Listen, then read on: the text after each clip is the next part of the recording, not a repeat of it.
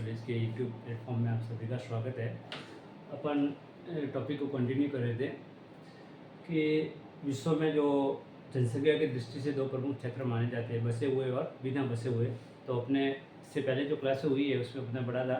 विश्व में जो बसे हुए क्षेत्र थे वो कौन कौन से। अब अपन बात करेंगे विश्व में जो बिना बसे हुए क्षेत्र या बहुत कम बसे हुए या जो निर्जन क्षेत्र है उसके बारे में पढ़ेंगे, जिसको अपन बोलते हैं नॉन इक्विपमेंट एरिया। तो विश्व में लगभग 70% ऐसा भाग है जहाँ पे जनसंख्या का जो घनत्व है वो बहुत कम है या निर्जन है वो माना जाता है। दूसरी तरफ जो बसे हुए क्षेत्र थे वो क्षेत्रफल में कम है, लेकिन वह जनसंख्या का जो जमाव अधिक देखने को मिलता है, इसलिए इसको अपने एक प्रमुख जनसमूह या महामानव समूह के अंतर्गत शामिल करते हैं। तो विश्व के 3 प्रमुख जनसमूह या महामानव समूह माने जाते हैं, जिसको अपने पढ़ा था लास्ट वाली क्लास में। एशियाई जनसमूह, यूरोपीय जनसमूह और अमेरिकन जनसमूह। अब अपन बात करेंगे बिना बसे हुए क्षेत्रों की। तो टॉपिक को कंटिन्यू करते हैं। 4 ऐसे क्षेत्र है विश्व में जो बहुत कम बसे हुए माने जाते हैं। एक तो जो भी मरुस्थलीय भाग है वो, और उसके साथ शुष्क क्षेत्र, ये बहुत कम बसे हुए क्षेत्र में होते हैं। दूसरा है जो भी ध्रुवीय क्षेत्र हैं जहाँ हमेशा सर्दी रहती है या मौसम ठंडा रहता है, वो जो प्रदेश है वो भी जनसंख्या की दृष्टि से कम बसे हुए होते हैं। तीसरा है जो विषुवत रेखा है या भूमध्य रेखा है उसके आसपास के जो क्षेत्र हैं, चाहे वो अमेजन बेसिन हो या कांगो बेसिन हो, उन क्षेत्रों के अंदर भी जो जनसंख्या का जमाव है वो कम देखने को मिलता है। तीसरा क्षेत्र आता है पर्वतीय क्षेत्र, यानी जो जैसे एंडीज है, रॉकीज है,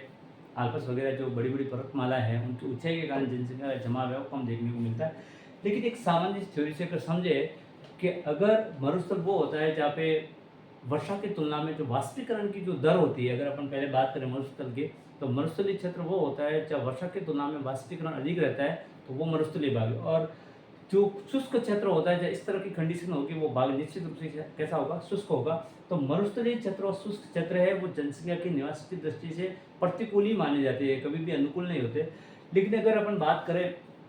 कुछ ऐसी चीज़ें हो जाती है, जैसे खनिजों की प्राप्ति हो जाती है या कोई बहुमूल्य खनिज वो वहाँ से निकल जाता है, तो मरुस्थलीय क्षेत्र या शुष्क क्षेत्र होने के बावजूद वहाँ पे जनसंख्या का जमाव है वो अधिक देखने को मिलता है। अगर वहाँ पे कुछ तरह ऐसी स्थिति नहीं है कि वहाँ कोई बहुमूल्य खनिज भी नहीं निकल रहा है या कोई तेल नहीं निकल रहा है, तो सामान्य स्थिति में जो मरुस्थलीय भाग या शुष्क क्षेत्र होते हैं वो मनुष्य के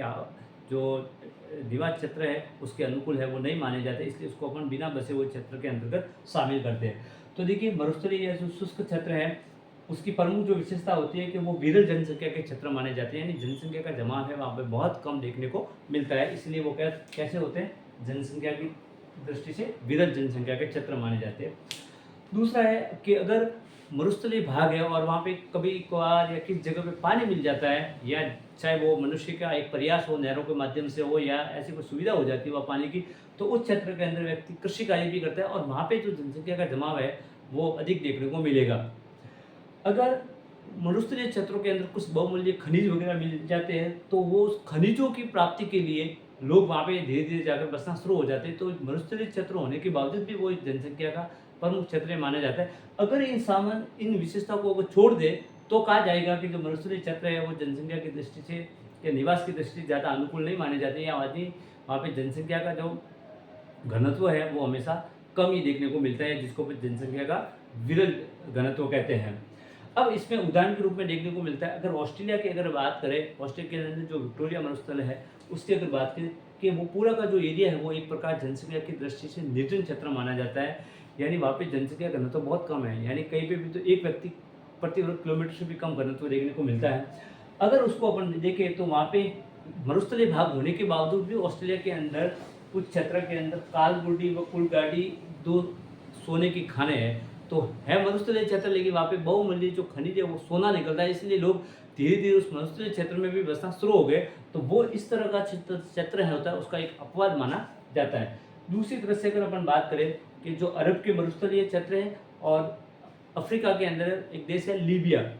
इन देशों के अंदर अगर बात करें तो वहाँ पे जो खनिज तेल है उसकी स्थिति के कारण वहाँ पे जो जनसंख्या है वो अधिक देखने को मिलती है। यानी अरब के अगर देशों की अगर बात करें अपन अरेबियन कंट्री की, तो वहाँ पे प्रमुख जो अर्थव्यवस्था का माध्यम है वो वहाँ का खनिज तेल है, जो पेट्रोलियम निकलता है। उस पेट्रोलियम की वजह से मरुस्थल होने के बावजूद वहाँ पे जनसंख्या का घनत्व है वो अधिक देखने को मिलता है। लेकिन अगर ये स्थितियाँ नहीं होती है, तो अगर इसके विपरीत अगर स्थिति की बात करें, अगर वहाँ पे पानी की उपलब्धता भी नहीं है या कोई बहुमूल्य खनिज भी नहीं निकलता है, तो निश्चित रूप से ऐसे क्षेत्रों के लिए जनसंख्या है वो कम पाई जाती है, यानी जनसंख्या के निर्जन क्षेत्र माने जाते हैं, जो अपन मानते हैं कि वो बिना बसे हुए क्षेत्र उसके श्रेणी के अंतर्गत इसको शामिल किया जाता है। दूसरा क्षेत्र आता है ध्रुवीय क्षेत्र।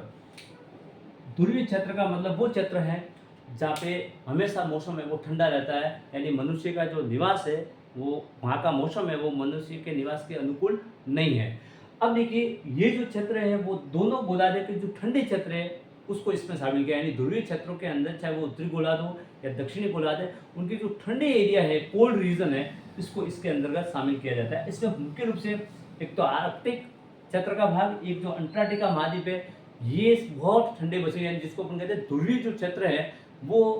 ज़्यादा ठंडे होने के कारण मनुष्य वहाँ पे रहना पसंद नहीं करता है, इसलिए वो जनसंख्या के निर्जन क्षेत्र माने जाते हैं। अगर अपन बात करें तो अंटार्कटिका तो एक ऐसा महाद्वीप है जिसको अपन निर्जन या जल शून्य महाद्वीप की श्रेणी में शामिल करते हैं, यानी महाद्वीप तो है लेकिन वहाँ पे लोगों का निवास नहीं है, इसलिए इसको अपन निर्जन मानते हैं, यानी वहाँ पे ठंड की वजह से लोग रहना पसंद नहीं करते, इसलिए वो जनसंख्या का बिना बसा हुआ क्षेत्र के अंतर्गत शामिल किया जाता है।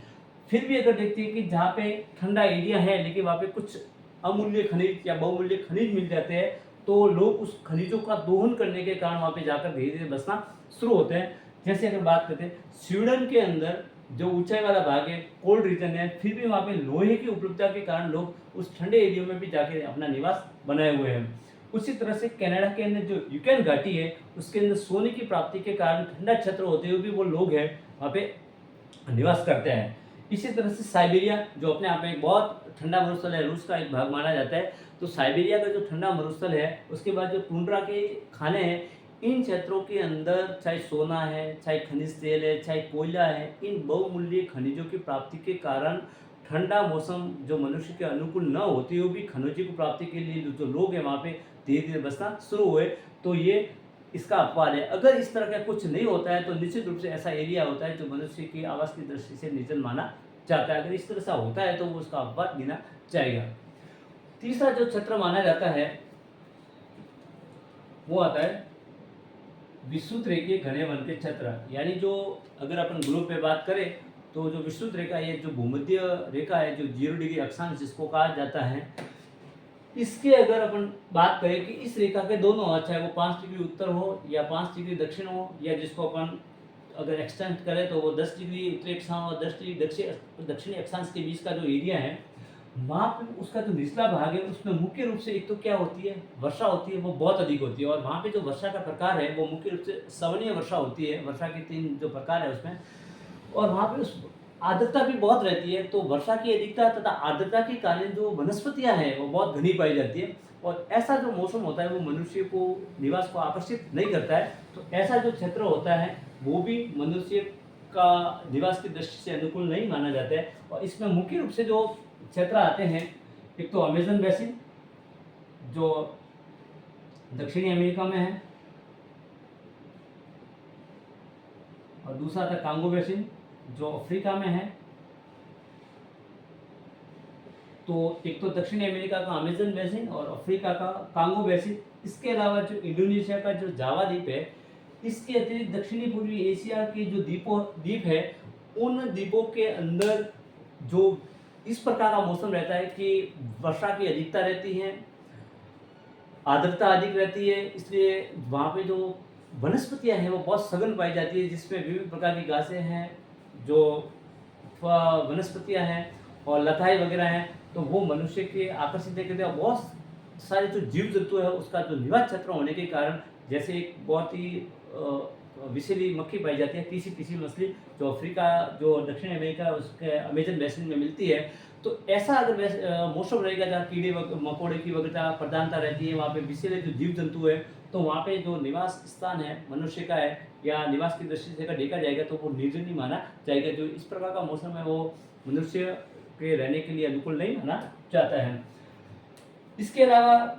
चौथा जो क्षेत्र आता है जो मनुष्य के लिए निवास की दृष्टि से अनुकूल नहीं माना जाता है, वो आता है पर्वतीय क्षेत्र, यानी जितनी भी बड़ी बड़ी या बड़ी जो पर्वतमालाएं है, चाहे वो रॉकी है, एंडीज है, आल्पस है, हिमालय है, ये सारे जो पर्वतमाला है बहुत ऊंचाई है, और जैसे जैसे अपन इन पर्वतीय भागों में ऊंचाई की ओर जाते हैं तो जनसंख्या का जो घनत्व है बहुत विरल होता जाता है। यानी जितना आप ऊंचाई की जाओगे इन पर्वतमालाओं की, तो जनसंख्या का जो घनत्व है वो बहुत कम होता जाएगा, यानी सघन घनत्व से विरल घनत्व हो जाता है। यानी जितनी आप ऊंचाई पे जाओगे उतना घनत्व है वो कम होता जाएगा। अब देखिए, चाहे वो अब इन सभी पर्वतमालाओं में एक कॉमन है कि अगर 2500 मीटर से अगर आप ऊपर जाते हो तो वो जो भाग होते हैं वो निर्जन होते हैं, लेकिन कुछ ऐसे स्पेसिफिक एरिया भी हैं अपवाद के रूप में अगर देखें तो दक्षिणी अमेरिका महाद्वीप में दो देश है, तो पेरू, दूसरा है बोलिविया। इन दोनों देशों के ये दोनों जो एंडीज पर्वतमाला है उसकी ऊंचाई पे स्थित है, फिर भी यहाँ पे देखो खनिजों की अधिकता के कारण 4000 मीटर की ऊंचाई पे है ये देश बसे हुए। पेरू और जो बोलिविया है वो एंडीज पर्वत में 4000 मीटर की ऊंचाई पे होने के बावजूद भी खनिजों की अधिकता के कारण वहाँ पे पर्याप्त रूप से जनसंख्या बढ़ती है। जैसे एक तरफ अपन कहते हैं कि 2500 मीटर की ऊंचाई पे जनसंख्या बहुत कम पाई जाती है, लेकिन ये पर्टिकुलर ऐसे क्षेत्र हैं जो 4000 मीटर से भी अधिक ऊंचे, लेकिन खनिजों के कारण यहाँ पे जो घनत्व है जनसंख्या का वो अधिक देखने को मिलता है। और कुछ ऐसे प्रमुख रूप से जो शहर हैं जो 2000 मीटर की ऊंचाई पे बसे हुए, फिर भी वहाँ के जो जनसंख्या है वो अधिक देखने को मिलता है। वैसे तो जैसे पर्वत हैं वहाँ पे वो विरल जनसंख्या के क्षेत्र माने जाते हैं, लेकिन खनिजों की अगर अधिकता होती है तो वहाँ पे जो जनसंख्या है घनत्व है वो अधिक देखने को मिलता है। अगर 200 मीटर की ऊंचाई के प्रमुख बसे हुए अगर शहरों की बात करें पूरे विश्व के अंदर, तो अदीस अबाबा है जो इथोपिया देश है अफ्रीका महाद्वीप का, उसकी राजधानी है। ये 2000 मीटर की ऊंचाई पे फिर वहाँ पे भी पर्याप्त रूप से जनसंख्या देखने को मिलती है।